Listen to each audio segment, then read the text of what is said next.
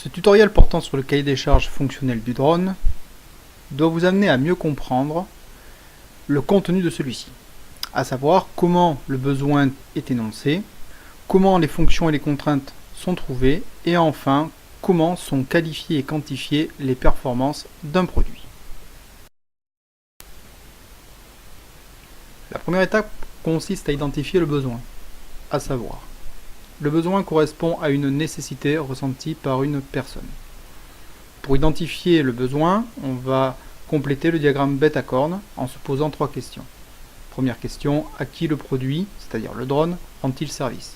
Dans notre cas, l'utilisateur va être un sauveteur en mer. À cette question-là, on cherche à connaître la cible à satisfaire.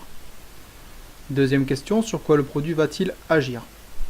Ici, il va agir sur une mission de sauvetage en mer. Dans quel but?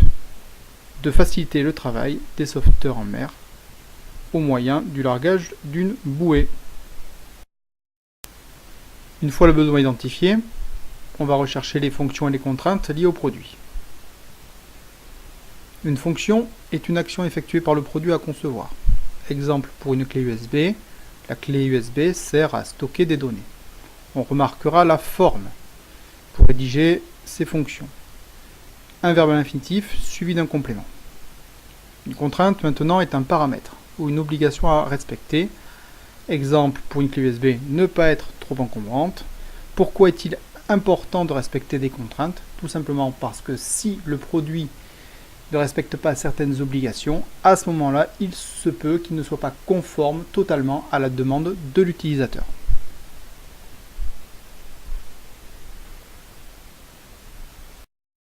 Voyons ce que cela peut donner pour un robot chargé de livrer des colis.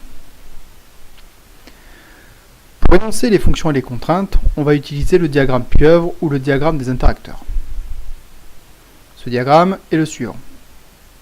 La première des choses, on va placer autour du robot ou autour du projet les différents éléments, différentes bulles, différents éléments qui sont censés être en contact ou en relation avec le produit. On appelle ça les interacteurs du produit. Exemple, le colis va bien être en contact avec le robot. Le colis est donc un interacteur au robot. Ici en rouge apparaît FS1, c'est-à-dire la fonction de service du robot ou la fonction pour laquelle il est conçu. Le robot doit récupérer et déposer le colis dans la zone de déchargement du robot B. Dans ce cas-là, en fait, on a le robot A et le robot B qui travaillent ensemble. Parlons à présent des contraintes que doit respecter le robot. Le colis, qui est un interacteur du robot, permet d'énoncer la fonction FC1. La question qu'il faut se poser, c'est que doit faire le robot par rapport au colis? Un colis peut avoir des dimensions, peut avoir des formes, peut avoir une masse différente d'un colis à un autre. Du coup, le robot doit s'adapter au colis, donc s'adapter à la taille, à la forme et à sa masse. Par rapport à l'énergie maintenant, le robot a besoin d'énergie pour fonctionner. Le robot doit être autonome en énergie, c'est-à-dire qu'il doit posséder son énergie embarquée. Le robot, dans le cas présent, évolue sur une aire de jeu. L'aire de jeu a des caractéristiques. Le robot doit donc évoluer sur l'aire de jeu en s'adaptant à cette aire de jeu. Le robot doit respecter le règlement de l'épreuve, puisque là il s'agit d'un concours de robotique. Le robot va être programmé avec un ordinateur, donc FC5 est la suivante. Le robot doit être capable de communiquer avec l'ordinateur. Et enfin, le robot doit être capable de décharger dans une zone qui appartient au robot B. Cette zone a des dimensions, des formes également qui sont précisées dans le cahier des charges. Et du coup, ici, le robot doit s'adapter à la zone de déchargement du robot B. Voyons à présent ce que cela donne pour le drone de sauvetage en mer. Notre drone doit assurer des fonctions et doit respecter des contraintes, tout comme le robot que nous avons vu précédemment. Avec quoi notre drone peut-il être en contact? Pour commencer, ou être en relation. Notre drone doit être esthétique, il doit être aérodynamique et il doit être fiable. Ensuite, notre drone a besoin d'énergie pour fonctionner. Il peut être soumis à des chocs. il doit être conforme à une homologation ou à des règles de sécurité. Il doit être capable d'évoluer au sein d'un environnement. Le drone sera forcément en contact tôt ou tard avec le sol, avec la victime et bien sûr avec les sauveteurs. Cherchons à présent la mission du drone. Le drone doit permettre au sauveteur de déposer une bouée à proximité de la victime. Dans cette fonction, on peut voir deux interacteurs. Le sauveteur, qui est ici, et également la victime que l'on retrouve ici. En fait, une fonction va permettre de lier deux interacteurs entre eux. C'est ce qui différencie une fonction d'une contrainte, où une contrainte est un lien direct entre le produit et son interacteur. Pour ce qui est maintenant des fonctions contraintes ou des contraintes que doit respecter le drone. Par rapport à l'esthétisme, à l'aérodynamisme, à la fiabilité, le drone doit être esthétique, aérodynamique, fiable. Le drone, par rapport à l'énergie, doit être autonome. Le drone, par rapport au choc, doit résister aux éventuels chocs. Pour FC4, le drone doit respecter les conditions d'homologation, c'est-à-dire en fait les règles qui permettent d'assurer la sécurité de chacun. Par rapport à l'environnement, le drone doit être capable à la fois de respecter l'environnement, c'est-à-dire de ne pas générer de pollution supplémentaire, mais aussi de résister à l'environnement, puisque dans l'environnement, il peut y avoir de l'eau, de l'air, du vent, du sel, puisqu'il évolue en bord de mer. Le drone doit être stable par rapport au sol, puisqu'il sera en contact, donc il ne faut pas qu'il soit déséquilibré. Par rapport à la victime, le drone ne doit pas être dangereux. Et enfin, le drone doit permettre au sauveteur de fixer le module de secours, c'est-à-dire que le module de secours sera fixé sous le drone. Une fois les fonctions et les contraintes identifiées, on va chercher à la caractériser.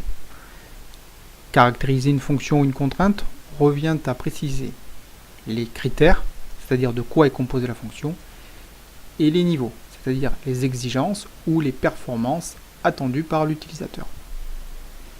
Exemple, pour le robot chargé de livrer un colis. Il existe plusieurs fonctions ou contraintes. Si on s'attache à la contrainte s'adapter au colis, un colis peut être défini par des dimensions, par des formes, par une masse.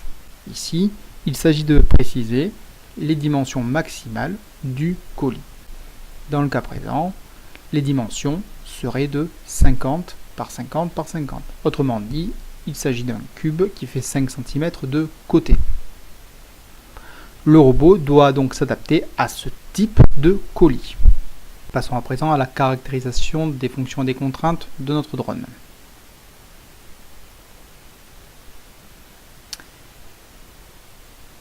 Première fonction, le drone doit être esthétique, aérodynamique et fiable. L'aérodynamisme, premier critère d'appréciation, doit être performant. Donc le niveau, c'est profil performant. Pour être fiable aérodynamique, notre drone doit avoir une masse. Et cette masse ne doit pas dépasser 1700 grammes. Autrement dit, il faudra optimiser les pièces et choisir des matériaux suffisamment légers. Pour l'apparence du drone, le design sera le plus abouti possible. Fonction FC2. Le drone doit être autonome en énergie. Si on décompose cette fonction, ça passe par l'autonomie de la batterie. Donc cette batterie doit nous permettre de voler pendant 20 minutes. La consommation d'énergie doit être la plus faible possible. Et enfin, la capacité de la batterie sera de 5100 mAh. La capacité de la batterie, en fait, c'est la quantité d'énergie qu'elle peut contenir. Pour résister aux éventuels chocs, un drone peut chuter. Le drone devra résister à une chute inférieure ou égale à 1 mètre. Pour respecter les conditions d'homologation du concours et son règlement, le drone aura des dimensions à ne pas dépasser. En longueur, 760 mm, en largeur, la même chose, et pour la hauteur, 280 mm au maximum. Le drone doit respecter l'environnement. Pour respecter l'environnement, on va parler du bruit du moteur. Les nuisances seront inférieures à 50 décibels. Le type de motorisation ne rejettera pas de CO2. Il y aura une gestion des déchets au moment de la déconstruction du drone, c'est-à-dire qu'il faudra faire un tri des pièces en fonction de la nature des matériaux ou du type de pièces. Et les matériaux devront être recyclables. Pour résister aux agressions de l'environnement, le drone peut être soumis à de la pluie. Il faudra donc des éléments étanches. Il peut y avoir du vent.